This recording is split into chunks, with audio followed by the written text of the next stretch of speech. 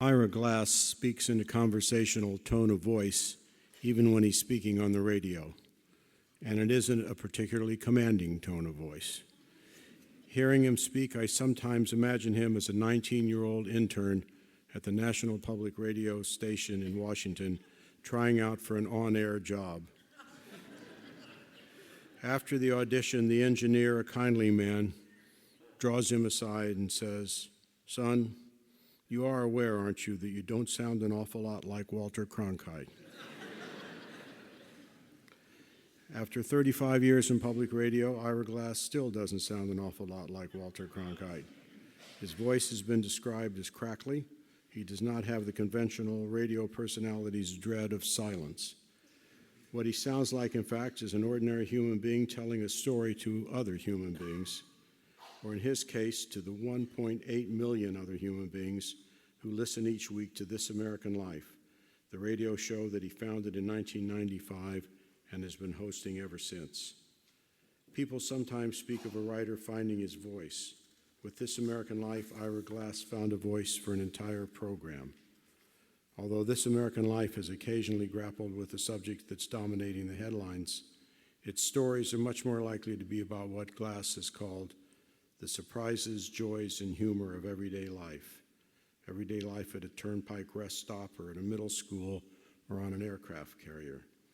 This American Life concentrates on what Glass calls documenting how we live and what we think of each other. The result can be what the New York Times has called minor chord epiphanies.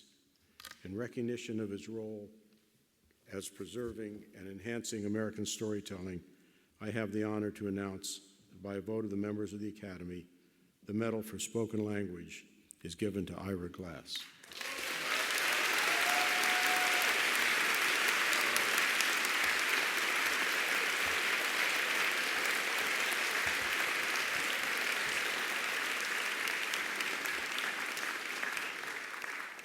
I was told that it was traditional to give a talk. A couple of years before my mom died, she framed this photo and gave it to me. It's leaning against a wall in my apartment right now because I still cannot bring myself to put it up on the wall. It was taken during one of the few family vacations we could afford when I was a kid. A client of my dad's accounting firm somehow hooked us up with cheap rooms at what was then a very glamorous hotel, the Playboy Plaza Hotel in Miami Beach. This was August 1972. I was 13 years old. Michael Jackson and his entire family were staying at the hotel. The Jackson Five were there. You would see them goofing around in the pool like normal kids or coming out of the elevators for dinner dressed in matching gold suede outfits. The photo that my mom had printed and framed for me and thought that I would put onto the wall was taken by the swimming pool. While the Jacksons were becoming international superstars, I had also been working as a professional entertainer. I had learned some magic tricks from books that I had gotten from the Baltimore County Library, taken out ads in the classified section of the Baltimore Jewish Times, and I was booking myself at kids' parties around the suburbs for fees as high as $10. In the photo, I am showing Michael Jackson a magic trick.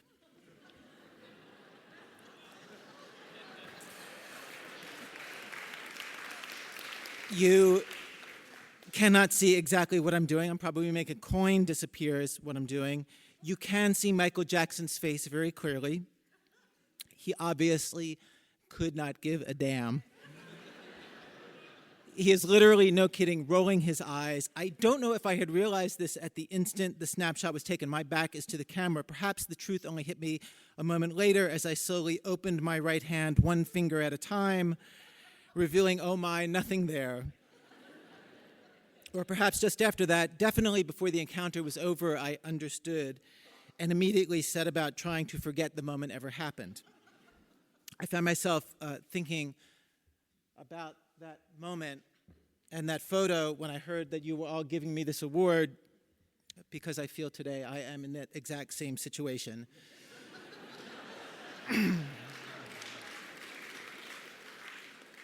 In the company of incredibly accomplished, world-famous superstars, while what I do is some stupid magic trick I taught myself, sitting in my room, speaking in a conversational voice, going out, recording what people say, putting the quotes in an order, throwing a bit of sincere-sounding, vaguely wistful music under it, voila. And mostly what I do in my job, there's an hour of the week when I'm on the radio. Most of my job is I'm an editor doing an editor's job. Producing my radio show is mostly commissioning stories, drafting and redrafting scripts, working with writers. Editors get few awards at all. Many of you work with editors, you know they get bupkis. I'm proud to be an editor standing here today. And the work that I do is actually not all mine. In fact, it's done in collaboration with very talented and extremely strong-willed people who are just as much a part of the decisions that I am. I have argued it in our editorial meetings against doing as many stories that went on to become audience favorites. One that I was utterly indifferent to will win the Peabody Award on Monday.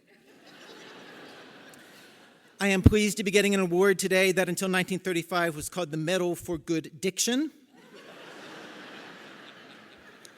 Given the dismaying number of emails I get each month from listeners telling me to please slow down and enunciate more clearly, I actually searched my email box on the word enunciate, writing this talk, and was horrified. In December, a woman named Joni from Asheville, North Carolina wrote, quote, "Please tell Ira Glass that I will donate $100 to the WBEZ Alliance and $100 to my local public radio station if, and only if, he will stop saying Act One instead of Act One." Can he not see that there is a T at the end of that first word? Does he not hear the rest of the English-speaking world saying act? P.S. My public radio station is WCQS, and they really need my donation. I will admit, I never heard of y'all or your organization before somebody called to get in touch to say I won this medal.